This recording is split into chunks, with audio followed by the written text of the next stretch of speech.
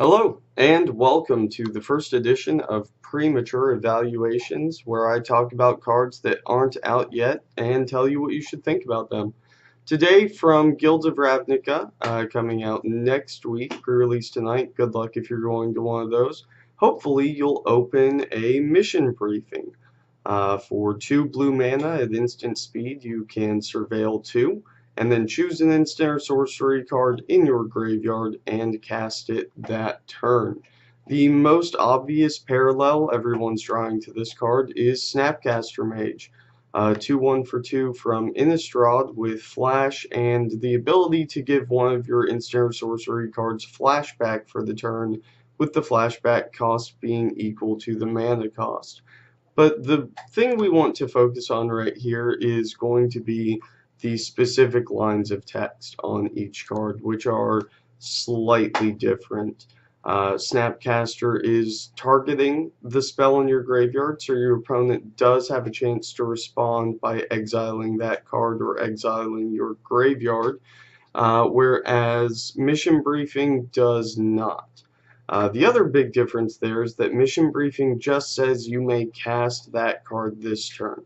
Snapcaster is specifically giving your card flashback equal to its mana cost, which seems to be the same thing until we dive into Legacy and look at all of these cards with alternate casting costs. Force of Will lets you counter a spell for discarding a blue card or exiling a blue card from your hand and paying a life.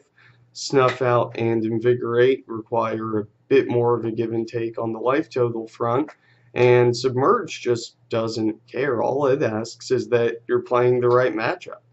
And all of these alternate costs are able to be covered by Mission Briefing. Snapcaster is not able to do that. He's going to make all of these cards cost their converted mana cost, which is just bad. That's just bad for you. That's always going to be bad. No one ever wants to pay 5 mana for a Force of Will.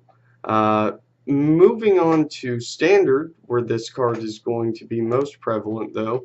The Wizards deck, the Wizards Matter spells, new cards like Ionize, cards that every blue deck wants to play like Opt, are all super valid targets for it.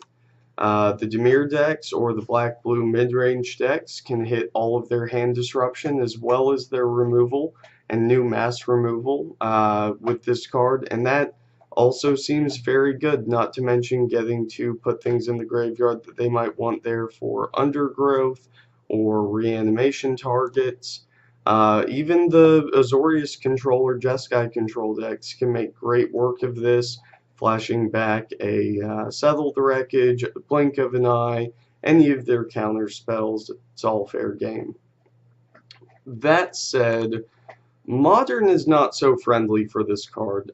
Cards like Lingering Souls and Past in Flames do the same job better on their own.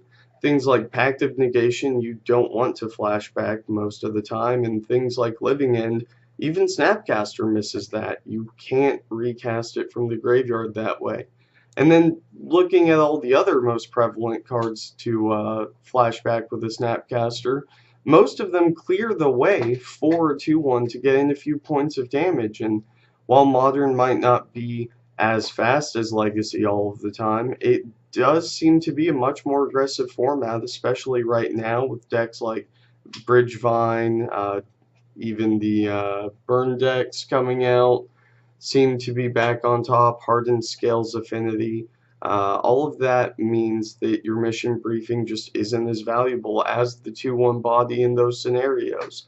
And the absolute best way to flash back a Cryptic command is to put the Snapcaster back in your hand so you can do it again later. Mission Briefing just doesn't give you those opportunities. So I know this video is short. I've got a pre-release coming up soon. Just wanted to talk about some new cards and remind everyone that the last 2 times we got this kind of effect, those cards were pre-ordering for around $8, which is where Mission Briefing is at, and I don't expect that this is going to stay there, much like Snapcaster and Torrential Gearhulk both spiked.